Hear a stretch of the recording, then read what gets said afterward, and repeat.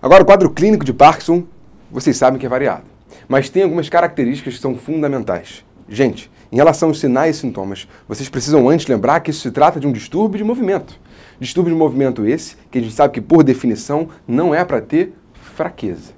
Então, não espere o doente com Parkinson, por exemplo, com uma fraqueza importante. Ele até pode se queixar de fraqueza porque ele está interpretando mal um dos sintomas dele, mas fraqueza não é um marco dessa patologia. Sinais piramidais como um todo, também não. Até porque, além de ser um distúrbio do movimento, é uma síndrome extrapiramidal. Beleza. Agora, tem algumas coisas importantes, porque Parkinson tem vários sintomas, mas na parte motora tem uma tétrade que você precisa saber.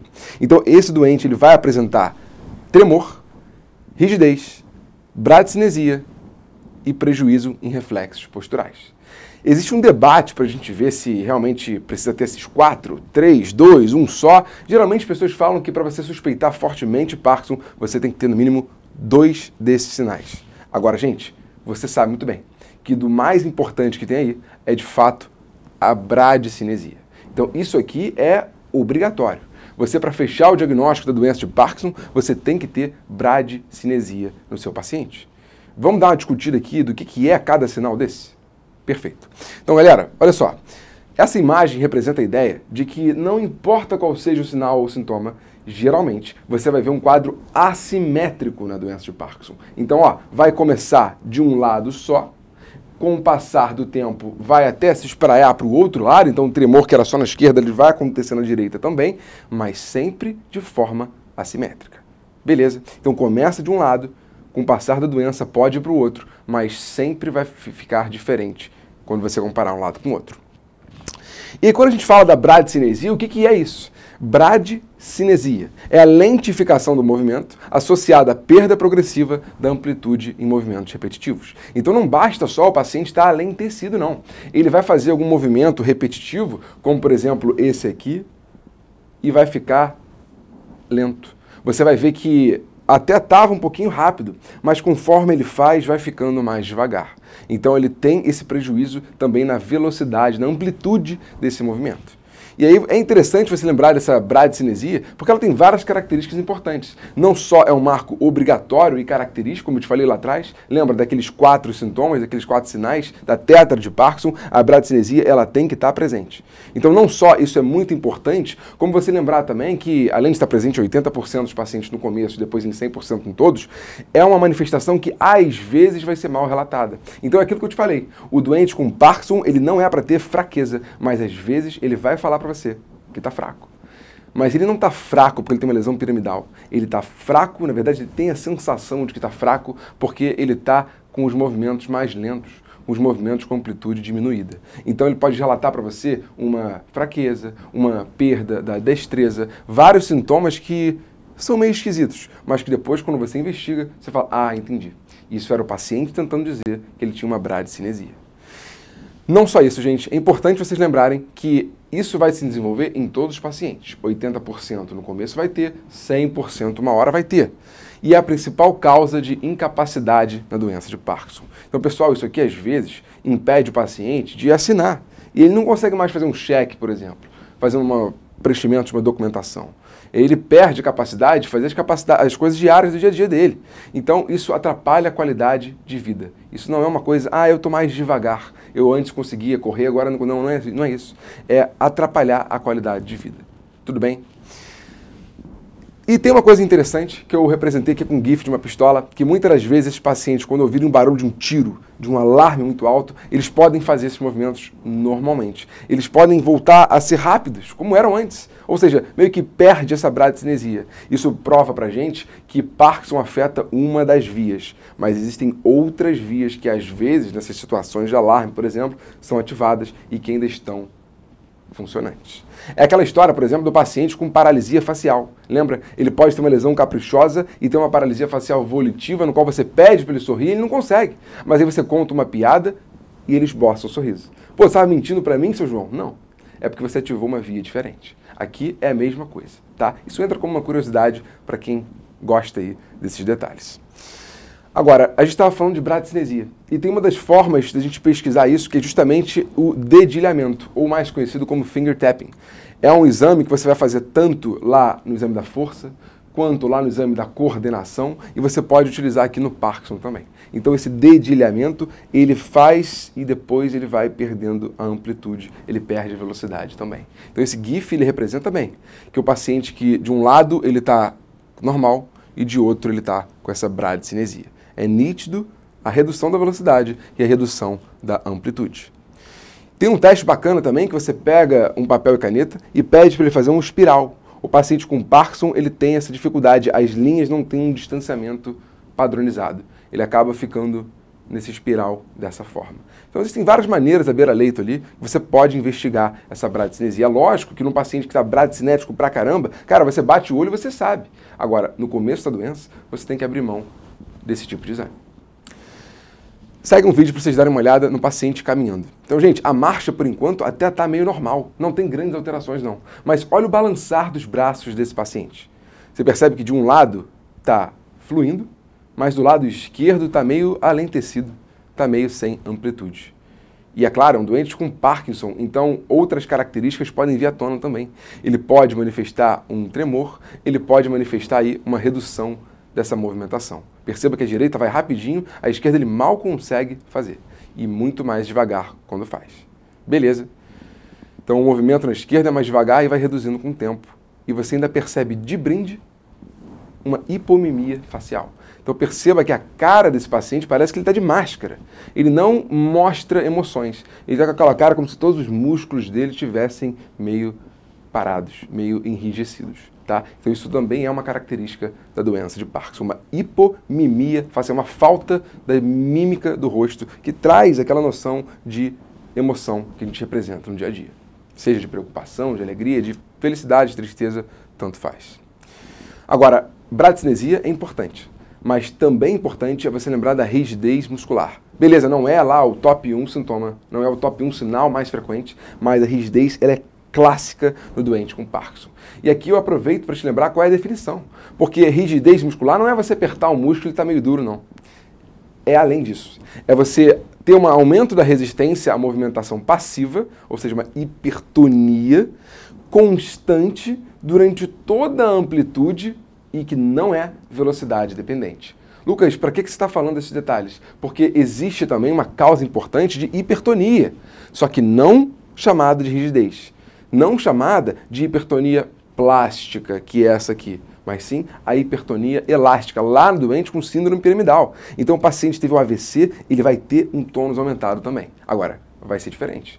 Não vai ser em toda a amplitude do movimento, não vai ser velocidade dependente. Né? Aqui, no caso, não é velocidade dependente, lá é. Então, no paciente com doença de Parkinson, você vê que conforme você faz rápido, não muda muita coisa. Mas lá no paciente com síndrome piramidal, quando você muda a velocidade do exame, você percebe uma alteração. Tem até o sinal do canivete, enfim, outros comemorativos lá da síndrome piramidal. Agora, aqui, da rigidez muscular, da hipertonia plástica do doente com Parkinson, você vai ver que é bem comum, 75% a 90%, vai gerar uma postura fletida. Então isso aqui não culmina simplesmente você, vou examinar ele e tá duro. Não, você vê que isso manifesta fenotipicamente na postura dele. Então esse paciente vai estar encurvado para frente, ele vai estar com os braços fletidos, com o ombro, com um punho fletido, com a perna fletida e vai estar lá andando com uma redução da amplitude de movimento, uma bradicinesia. Então essa rigidez, ela afeta também o jeito que o paciente se porta, parado e até mesmo andando.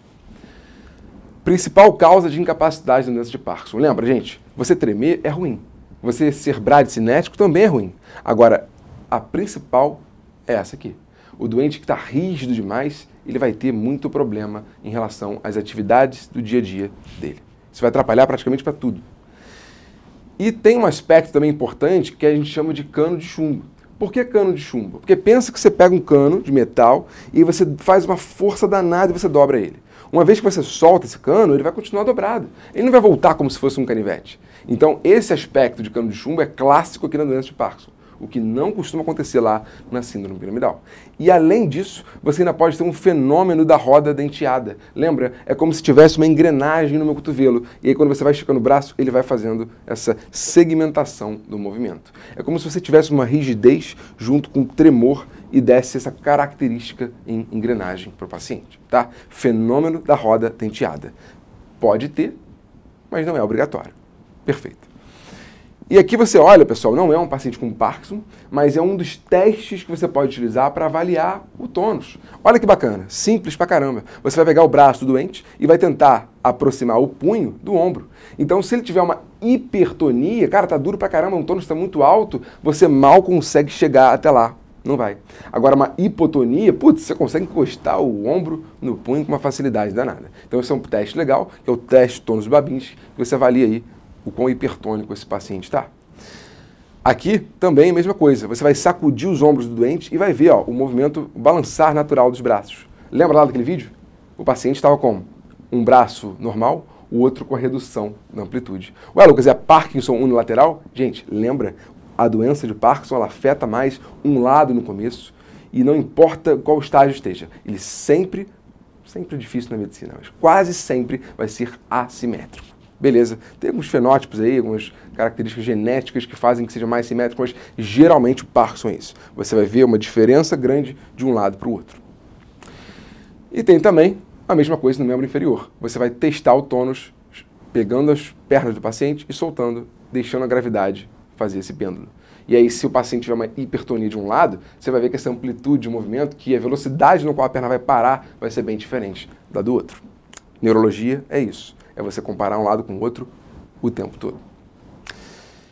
E agora, gente, falamos de bradicinesia, de rigidez muscular e para terceiro item, o tremor. Tremor, vocês sabem muito bem que existem várias formas de a gente pesquisar. Você pode ter um tremor, por exemplo, postural, você pode ter um tremor de ação, você pode ter um tremor de repouso. O Parkinson ele até pode gerar tremor de todas as formas possíveis, mas o clássico você sabe qual é. O normal da doença de Parkinson é um tremor de repouso. Ah, Lucas, mas eu vi um doente que estava fazendo a prova do dedo no nariz e estava tremendo. Gente, tudo bem. Isso não descarta Parkinson, não. Agora, o clássico é ser ainda pior, quando ele repousa o braço dele. E repousar não é ficar em repouso relaxadão, não. É você pegar o braço e colocar em cima da coxa, em cima de uma mesa. É você tentar anular a força gravitacional. Beleza? E aí você vê essa característica em repouso. Se você deixa, por exemplo, aqui uma postura fixa, aí seria um tremor postural. Então você percebe que a frequência de 3 a 7 Hz, cá entre nós, isso é uma informação que não é muito valiosa, mas às vezes na prova cai isso, né? A descrição de um caso clínico, então é bom você lembrar. Sintomas de apresentação em até 80% dos casos, então você vê que é também comum. Lembra, a tetra de Parkinson, quase tudo é bem comum. O início é intermitente, unilateral e principalmente nas mãos, então você pode ter tremor em vários lugares no Parkinson. Agora, o clássico é mais nas mãos. Você vai ter tremor de perna? Beleza. Você pode ter tremor até de palato. Gente, pode tremer um bando de coisa. Agora, você vai ver que tem uma dica importante. Porque no Parkinson, você não costuma tremer a cabeça, tá? Então, tem um doente que está tremendo. Você fala, opa, eu lembro de tremor, só lembro de Parkinson. Ih, tá tremendo a cabeça? Putz, acho que não é Parkinson, não. Então, o fato de tremer a cabeça é para te ligar o alerta de que talvez seja um outro diagnóstico diferencial. Tipo um tremor essencial, por exemplo, que ele vai fazer isso, tá? Então, tremor de cabeça não é clássico na doença de Parkinson. Agora, clássico mesmo é tremor unilateral de perna. Lucas, clássico no sentido de ser comum pra caramba? Não. Clássico no sentido de, caramba, se você vê isso, isso é bem específico de Parkinson, tá? Então, na doença de Parkinson, tem um tremor unilateral de perna, é bem específico dessa patologia. E tremor das mãos, você sabe que é muito comum, muito clássico, e é naquele estilo de extensão-flexão. Extensão-flexão de quê? Do punho, então o paciente vai fazer uma extensão e flexão do punho e também dos dedos, tá? Então você pode ver que esse paciente vai tremer, inclusive ele pode mudar esse eixo aqui lateral. Então esse doente pode fazer uma pronossupinação e uma flexão-extensão, tá? Então é um paciente que vai tremer dessa forma, às vezes tem uma característica que parece que está enrolando moeda, né, que é o pea rolling, na verdade, mas isso em algumas literaturas botam que não é muito típico, tá? Então você vai ver, às vezes, a descrição de prova, tremor em pea rolling, tremor em contar de moedas, beleza, isso lembra Parkinson, mas o clássico mesmo não é muito bem assim. É muito mais uma extensão-flexão do punho e da mão e também uma pronossupinação. Perfeito. E aqui, gente, eu mostro mais uma vez um vídeo para vocês. Vocês vão perceber que essa aqui tem um fenótipo tremulante mesmo. Daqui a pouco a gente vai discutir os fenótipos do Parkinson. Essa mulher está tremendo pra caramba. E você vê que é um tremor de repouso, está em cima da coxa dela. E então é muito pior na esquerda. Na direita você praticamente não vê, né? Acho que esse movimento é até inclusive induzido pelo outro lado. Ela nem está tremendo muito na direita, não. E aí você vê que quando ela muda, opa, o tremor ainda existe, mas não é tão intenso quanto era no repouso. Tá? Então, isso é marcante na doença de Parkinson. Agora, gente, lembra? Era uma tétrade, ficou faltando um. E lembra que eu falei que quase tudo da tétrade é muito comum? Esse aqui não é muito comum, não. Tá? Então, dos 4, esse é o menos importante. Menos importante não no sentido de gravidade, no sentido de ser comum, no sentido de ser clássico dessa doença. Então, reflexos de manutenção da postura. Se você tem um prejuízo deles, você tende ao desequilíbrio e você tende a queda. Então é lógico, pessoal, que se isso aqui fosse comum pra caramba, ia ser o pior que tem. Porque se esse doente tem um reflexo postural prejudicado, ele vai viver caindo, isso aumenta o fator de risco para morte, para morbidade, e é claro, ele iria para a cadeira de roda rapidamente. O que é o que acontece às vezes com os pacientes. Mas ainda bem que isso não é tão comum no começo da doença de Parkinson. Isso demora um tempo para entrar em cena. Então você vai ver que é uma manifestação tardia da doença, importante causa de incapacidade. É claro, se o doente cai, ele pode se machucar, pode quebrar um fêmur, pode morrer de tromboembolismo pulmonar e pode progredir para a cadeira de rodas. Perfeito. Gente, isso aqui vocês têm que lembrar sobre o prejuízo dos reflexos posturais. E dentre todas as 4 características motoras da doença, que é algo que a gente está discutindo, essa aqui é que pior responde à terapia com levodopa. Vocês vão ver lá no tratamento que, tomar levodopa melhora pra caramba os sintomas de Parkinson. Mas esse aqui, nem tanto. Perfeito. Beleza. Então, uma das formas de você examinar essa instabilidade postural é você fazendo o pull test, que é justamente o teste do puxão. Estou eu aqui com o meu irmão, fazendo o exame neurológico. É claro, ainda bem que ele não tem nenhuma alteração. E você percebe quando você puxa, o normal é você não andar para trás ou até mesmo um passinho. Pô, beleza, desequilibrei aqui e voltei. Agora, se você dá um puxão e o doente cai, e o doente dá 3 passos, pô, peraí, isso não está normal não. Ah, mas ele tem 80 anos, gente, beleza. Mas idade não é motivo para você dar um empurrão nessa magnitude e fazer o doente cair. A não ser, claro, que ele tenha outras doenças de base. Mas dizendo que está tudo normal ali na musculatura, coluna, tudo certo, não é esperado que um leve puxão faça o doente perder totalmente a estabilidade. Se isso vier positivo, abre o seu olho que talvez ele tenha uma instabilidade postural.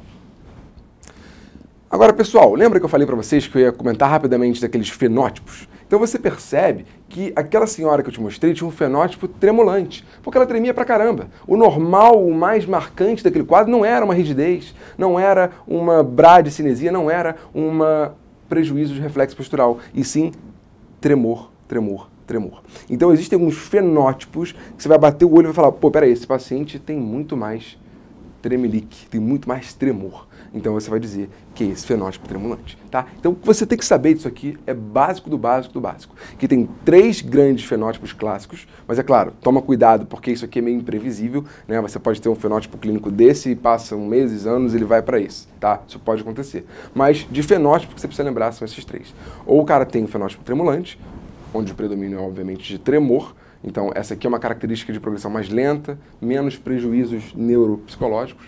Você tem a forma rígido acinético, então obviamente vai predominar a rigidez e a bradicinesia, então tremor nem tanto. E tem a parte com instabilidade postural e desordem da marcha. Então é lógico, nesse paciente ele vai ter muito mais instabilidade postural e muito mais alteração do caminhar. Pessoal, vocês lembram que eu falei de tudo aqui, da tétrade do Parkinson, tudo focado em manifestação motora. Mas Lucas, não é só disso que tem Parkinson, não. Tem muito mais clínica relacionada a outras esferas não motoras. E é verdade. E aqui eu preciso que você saiba de fato, são essas aqui. Então isso é o que você tem que lembrar das manifestações não motoras da doença de Parkinson. Lucas, caramba, é muita coisa sobre cada tópico? Não. O que você de fato tem que lembrar é o seguinte, gente. Todo mundo dá atenção para as manifestações motoras e esquece disso aqui. Isso aqui é muito importante. Não só porque cai na sua prova, não só porque você vai ver na sua prática clínica, mas também porque aparece anos antes da doença abrir. Então, você olhar para um paciente daquele, caramba, tremendo pra caramba, todo rígido, todo fletido, e falar, eu acho que é Parkinson, você, torcedor do Flamengo, sabe, pô. Agora, você olhar um paciente e falar, peraí, ele está com distúrbio do sono REM, ele está com constipação, ele está também com uma alteração de olfato, uma hiposmia, e você ficar ligado que isso talvez seja um quadro de parkinsonismo se abrindo, isso aí é high level, isso aí é aluno jaleco. Beleza? Então vamos nessa. Então, claro, gente, não é porque qualquer paciente tem isso que você fala, esse cara vai ter Parkinson, não é assim, mas isso é uma característica que geralmente antecede 15, 20 anos a doença em si. Então é para ficar de olho. Então o que tem aqui de olfato para você lembrar é o seguinte, que isso é muito comum, geralmente vai ser hiposmia, então o paciente vai ter uma alteração na olfação, ele pode ou te relatar ou você ter que descobrir isso por exame físico, né, botando ele lá para cheirar canela, cheirar café, cheiro de cigarro, o que for, e você detecta essa alteração. Existem, obviamente, testes sofisticados para isso. Mas ele pode virar para você e falar, doutor, eu não estou sentindo o cheiro muito bem das coisas. Ou até mesmo, lembra, gente, a olfação é super importante para o paladar.